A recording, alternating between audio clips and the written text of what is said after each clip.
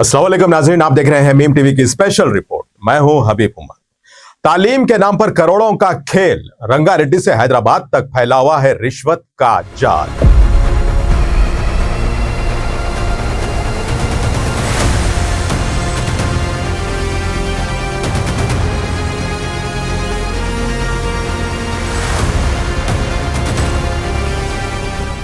Education department में एक और 70,000 की रिश्वत का मामला।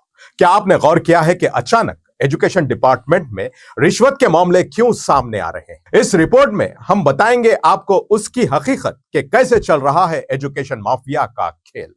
रंगारेड्डी से लेकर मेडचल तक, मेडचल से लेकर मलकाजगिरी तक, और मलकाजगिरी से लेकर संगारेड्डी तक, और संगारेड्डी से लेकर हैदराबाद तक कौन चला रहा है खुफिया माफिया। आइए जानते हैं इस रिपोर्ट में। हमारी इन्वेस्टिगेशन में एक और चौंका देने वाली हकीकत हमारे सामने आई है कि रंगारेड्डी, मेडचल, मलकाजगिरी, संगारेड्डी और हैदराबाद के स्कूल्स में चलाने वाला माफिया कोई और नहीं बल्कि एक सरकारी स्कूल का हेडमास्टर है, जो कि एजुकेशन डिपार्टमेंट में ब्लैक मैन के नाम से जाना जाता है। यह सरकारी स्कूल टीचर, जिसका काम स्कूल में बच्चों को तालीम देना है, लेकिन वो और उसके दो हवारी अक्सर डीओ ऑफिस में फाइलों के साथ नजर आते हैं। आपको जानकर हैरत होगी कि एजुकेशन डिपार्टमेंट में करोड़ों रुपए की रिश्वत और तस्करी के मामलात चलते रहते हैं, जिसके खिलाफ कार्रवाई नहीं के बराबर होती है। लेकिन अब अचानक कुछ ऑफिसर्स एंटी करप्शन ब्यूरो के जाल में क्यों फंस रहे हैं? इसके पीछे का काला सच यह है कि जिस ब्लैकमैन और माफिया के सरगना का हमने जिक्र किया है, वो ये हरगिज नहीं चाहता कि कोई और रिश्वत और माफिया के खेल में शामिल हो।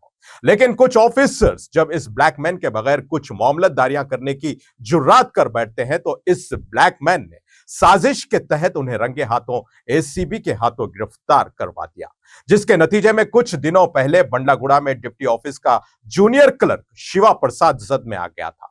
उसके बाद commissioner and director school education Saifabad के सुपरिंटेंडेंट जनरल संगीना फनीराज और रंगारेड्डी डीओ के सीनियर असिस्टेंट जी श्रीधर 70,000 की रिश्वत लेते हुए एसीबी के जाल में फंस चुके हैं।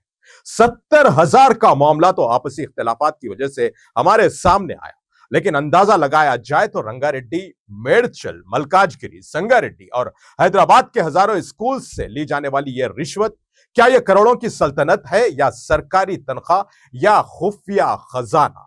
अब एजुकेशन डिपार्टमेंट में यह सरगोशियां चल रही हैं कि आइंदा मेडचल और संगारेड्डी से भी कुछ ऐसे मामला सामने आ सकते हैं, चाहे वो सेंट्रल सिलेबस के लिए एनओसी का मामला हो, चाहे वो परमिशन टू ओपन पीटीओ का मामला हो, और चाहे वो एक्सटेंशन टू रिकॉग्निशन का मामला हो। इन सब फाइलों के पीछे करोड़ों का कारोबार चलाने वाला एक ब्लैकमैन के नाम से मशहूर स्कूल टीचर है, जिसके ताल्लुकात न सिर्फ एजुकेशन डिपार्टमेंट बल्कि एक सियासी जमात की सरपरस्ती भी उससे हासिल है। जब हमारी इन्वेस्टिगेशन टीम ने मालूमात हासिल की तो एजुकेशन डिपार्टमेंट के ऑफिसर्स ने हमें नाम जाहिर ना करने की बुनियाद पर यह इत्तला दी कि एक सरकारी स्कूल टीचर ब्लैकमैन 300 या 500 करोड़ की बेनामी जायदाद का मालिक भी है। अगर यह सच है तो फिर तालीम का निजाम यरगमाल हो चुका है। अब यहां वालिदैन की फीस, बच्चों का मुस्तकबिल और सरकारी दफ्तरों की दीवारों के पीछे एक खामोश बाजार चल रहा है। क्या अब भी एंटी करप्शन ब्यूरो हरकत में नहीं आएगा? क्या विजिलेंस डिपार्टमेंट अब भी खामोश रहेगा, या फिर यह मामला भी फाइलों की धूल में दफन हो जाएगा? इसी के साथ नाज़रीन, मीम टीवी की आज की स्पेशल रिपोर्ट का सिलसिला यहीं खत्म होता है। ताजा खबरों और स्पेशल रिपोर्ट्स के लिए देखते रहे मीम टीवी न्यूज, और अब मुझे दें इजाजत। अल्लाह हाफिज।